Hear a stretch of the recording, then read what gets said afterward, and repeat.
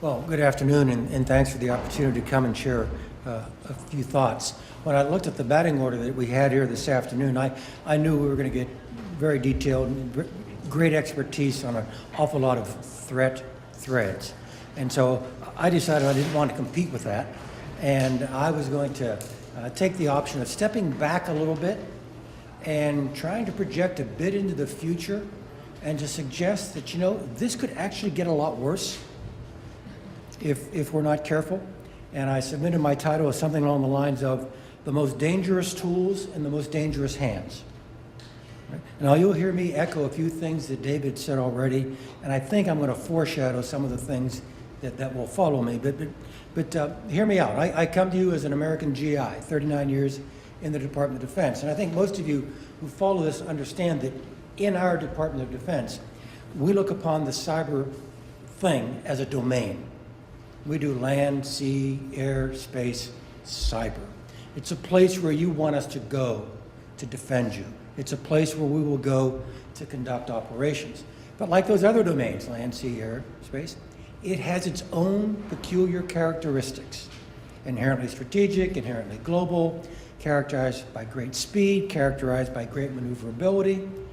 And because of its inherent characteristics, for me, as a military man, practically every advantage goes to the attacker, just by the nature of the domain in which we're operating. And yet, you and I include myself in that, attracted by the convenience, speed, ubiquity of this thing, have decided to put stuff that you and I formerly kept in a safe or in our wallet out there into this domain, which I've already told you is very, very hard to defend.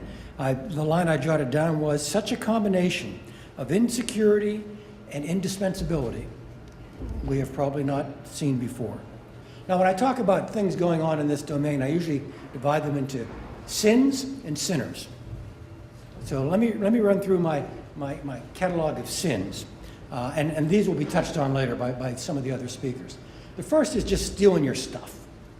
Right, what we would technically call computer network exploitation, espionage, okay? An accepted international activity for centuries, just made far more enabled by the nature of the cyber domain.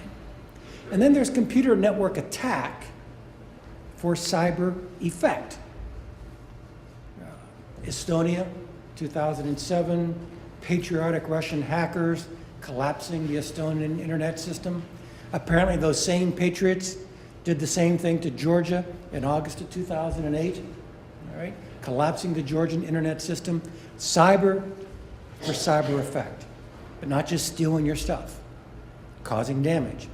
And then finally, one classic example out there now is Stuxnet, which whoever conducted the attack did something that's never been done before, using a weapon comprised of ones and zeros to actually create physical destruction in one of those other domains.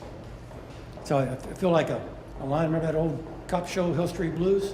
Got to be careful out there. Well, there are a lot of dangers out there, from stealing your stuff to affecting your network or now creating physical destruction. Those are the sins. Who are the sinners? And here's where I really want to emphasize what I think is the point I'm trying to bring. Let me do this from most to least capable. I think the most capable sinners out there by far are nation states. They know what they're doing. By and large, nation states are out there for the intelligence value. Nation states are out there doing what we call CNE, computer network exploitation, the cyber espionage thing. It's not that nation states don't think about doing some other stuff. To recall the press accounts before the NATO military action in Libya, where there appears to have been speculation as to whether or not we wanted to physically destroy the Libyan air defense system or simply to use a cyber attack to enable it. All right? So state actors out there.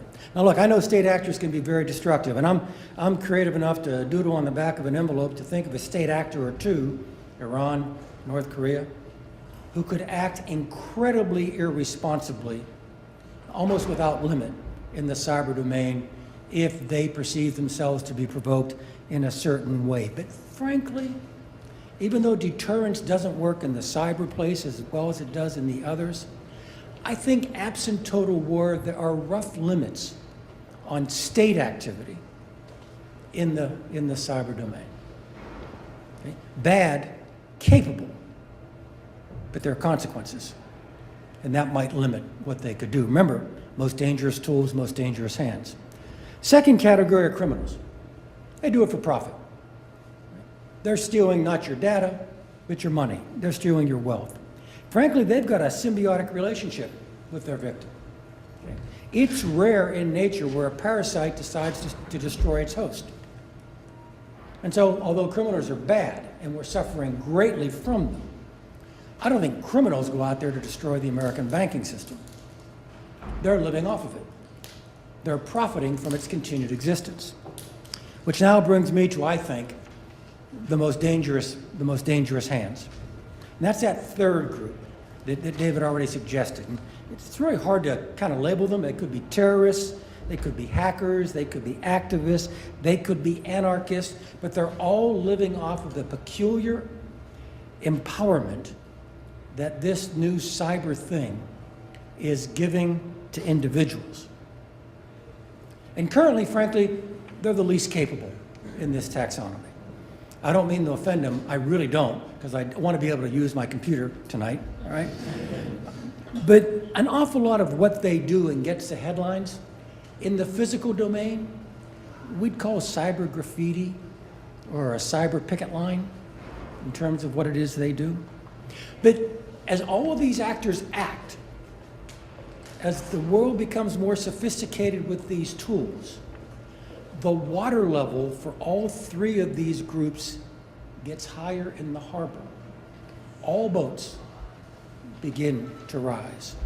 And so my nightmare scenario is that this third group, currently least capable but also least responsible, least limited, least influenced by consequences, over a period of time, probably not measured in months, but not measured in decades either, begin to acquire the skills and the tools we currently associate with nation states.